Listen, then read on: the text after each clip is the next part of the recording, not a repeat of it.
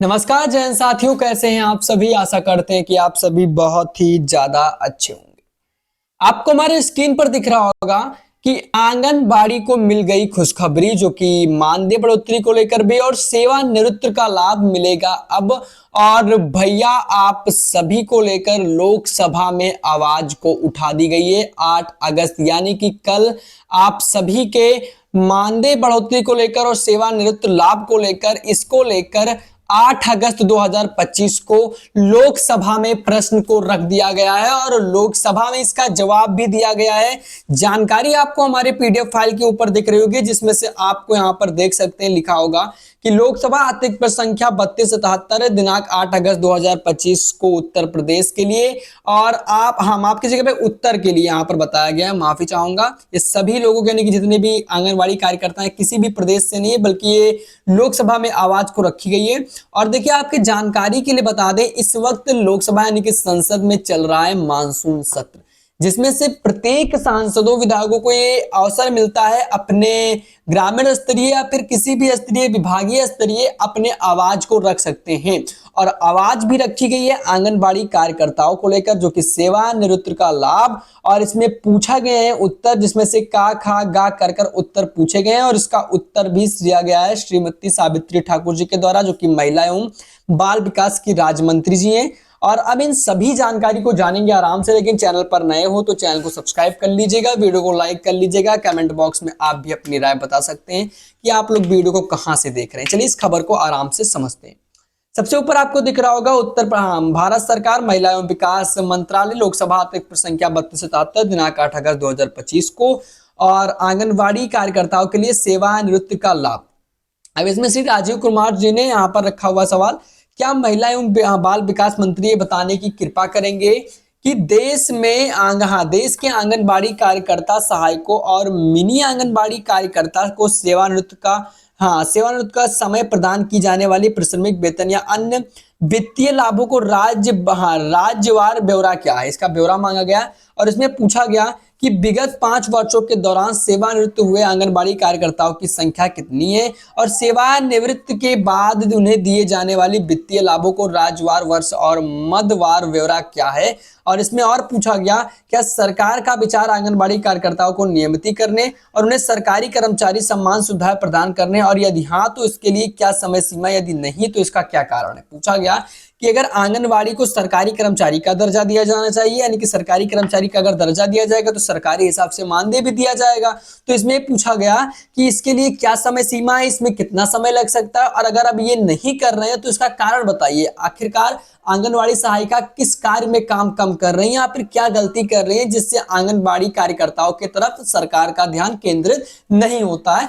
इस तरह से सवाल को पूछा गया। अब इसका उत्तर दिया गया, उत्तर किसके द्वारा दिया गया, महिला एवं बाल विकास मंत्री जी की, जो कि श्रीमती सावित्री ठाकुर जी के। उन्होंने उत्तर कहां से लेके कहां तक दिया कि मिशन सक्षम आंगनवाड़ी और पोषण 2.0 एक केंद्र प्रायोजित योजना है, जो कि केंद्र सरकार नीति और नियोजन के लिए जिम्मेदारी है और राज्य सरकार संघ राज्य क्षेत्र प्रशासन क्षेत्रीय कार्मिकों की भर्ती और सेवा संबंधी मामले सहित दिन प्रतिदिन के कार्यक्रम के कार्यान्वयन के लिए जिम्मेदार है आंगनबाड़ी कार्यकर्त्री। और इसके साथ साथ इसमें रखा गया कि आंगनबाड़ी सहायिका स्थानीय सामुदायिक की मानदंड कार्यकर्त्रियों में से हैं, जो कि स्थानीय सामुदायिक सहायता के लिए बाल देख रेख और विकास के क्षेत्र में अपनी सेवाएं देने के लिए स्वेच्छा से आगे आती हैं, जिसके लिए उन्हें मानदेय दिया जाता है। और आंगनबाड़ी कार्यकर्त्री और आंगनबाड़ी सहायिका को मानदेय दिया जाता है, जिसमें से समय समय पर वृद्धि की जाती है। और भारत सरकार ने 1 अक्टूबर 2018 से केंद्र और राज्य संघ राज्य क्षेत्रों के बीच निर्धारित लागत समाहरण अनुपात के आंगनबाड़ी केंद्रों में और आंगनबाड़ी कार्यकर्ताओं को मानदेय 3,000 रुपए से बढ़ाकर 4,500 रुपए प्रति माह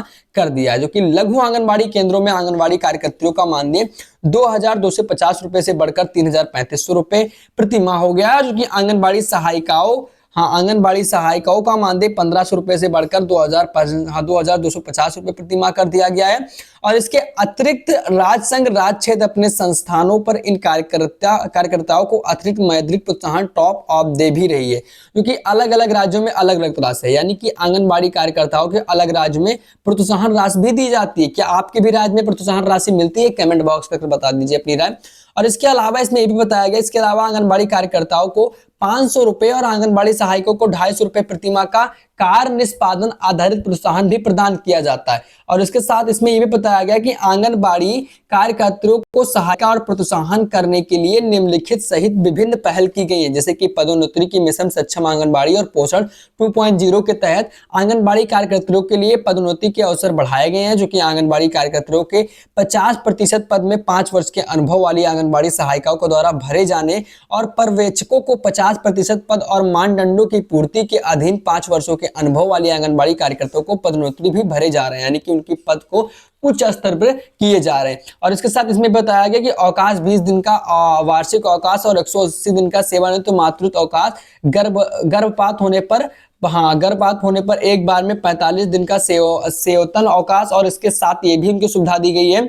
और इसके साथ साथ पात्र आंगनबाड़ी कार्यकर्त्री आंगनबाड़ी सहायिका को प्रधानमंत्री श्रम योगी मानधन, पीएम एसबीआईएम और पेंशन योजना और इसके अंतर्गत नामांकित करने के लिए प्रोत्साहित करने हेतु राज्य सरकार और संघ राज्य क्षेत्र प्रशासनों के अनुरोध किया गया है। तो वृद्धावस्था सुरक्षा सुनिश्चित करने के लिए देश में असंगठित क्षेत्रों के लिए एक स्वैच्छिक और अंशदायी पेंशन योजना भी मिलेगी। और इसके साथ इसमें यह भी बताया गया कि सामाजिक सुरक्षा योजना, प्रधानमंत्री जीवन ज्योति बीमा योजना के तहत 18 से 50 वर्ष की आयु वर्ग के आंगनबाड़ी कार्यकर्ताओं को आंगनबाड़ी सहायिका से 2 लाख रुपए जीवन जोखिम किसी भी कारण मृत्यु में शामिल के जीवन के कवर के लिए बीमा लाभ प्रदान किए गए हैं, जो कि प्रधानमंत्री सुरक्षा बीमा योजना के कवर के लिए 18 से 59 वर्ष के आयु वर्ग के आंगनबाड़ी कार्यकर्ताओं को आंगनबाड़ी सहायिका को 2 लाख रुपए और आकस्मिक मृत्यु व अस्थायी पूर्ण विकलांगता की तरफ से 1 लाख हो जाने पर 1 लाख रुपए आंशिक लेकिन स्थायी विकलांगता का दुर्घटना कवर प्रदान किया गया है। और इसके साथ साथ सेवानिवृत्ति की तारीख, यानी कि राज्य संघ राज्य क्षेत्रों के अनुरोध किया गया है कि वो उचित मानव संसाधन नियोजन सुनिश्चित करने के लिए आंगनबाड़ी कार्यकर्ताओं को आंगनबाड़ी सहायकों को संबंध में समान सेवानिवृत्ति तारीख अर्थात प्रत्येक वर्ष की 30 अप्रैल पर अपनाएं। और इसके साथ वित्त वर्ष 2024-25 में बजट घोषणा के अनुसरण में सभी आंगनबाड़ी कार्यकर्ताओं और आंगनबाड़ी सहायिकाओं को आयुष्मान भारत प्रधानमंत्री जन आरोग्य योजना और एबीपीएमजेबी के अंतर्गत 5 लाख रुपए का वार्षिक स्वास्थ्य देखरेख प्राप्त किया गया है। और फिलहाल ऐसा कोई प्रस्ताव विचाराधीन नहीं है, ऐसा बताया गया। तो कहने का मतलब है कि जो सरकार है उस हिसाब से उनको अच्छी सुविधाएं दी जा रही है। और इसमें बताया गया कि समय समय पर उनके मानदेय में संशोधित की जाती है। और इसमें जो सवाल पूछे गए कि पूरे राज्य का ब्यौरा क्या है, तो प्रत्येक राज्य में अलग अलग तरह से मिलता है। जैसे कि उत्तर प्रदेश में ज्यादा, तो बिहार में कम, तो कहीं ज्यादा, इस तरह से उनको लाभ दिया जाता है। अब आपसे बताना चाहते हैं कि इसको लेकर लोकसभा में आवाज उठाई गई। अब इसको लेकर अभी मानसून सत्र चल रहे हैं। अब अगले बार, यानी कि अगली बार इसको और भी आवाज उठाई जाएंगी, जिसमें से सेवानिवृत्ति का लाभ उनको दिया जाएगा, जो कि अधिक लाभ भी मिलेगा। अब आपको बताना चाहते हैं कि सरकार इस पे क्या विचार कर रही है, सरकार इस पे और विचार कर रही है। अब इसका उत्तर अगले वीडियो में आप लोग को और जानने को मिलेगा, क्योंकि इसका बारे में और भी कई सारी जानकारियां अब आएंगी। क्योंकि जब इसको बारे में सवाल को रखा गया है तो जाहिर सी बात है कुछ ना कुछ अच्छा होगा, कुछ ना कुछ सही होगा। बाकी जानकारी यही थी। वीडियो पसंद आया तो वीडियो को लाइक करें, चैनल को सब्सक्राइब करें। मिलते हैं अपने किसी नए वीडियो में, तब तक के लिए जय हिंद, वंदे मातरम।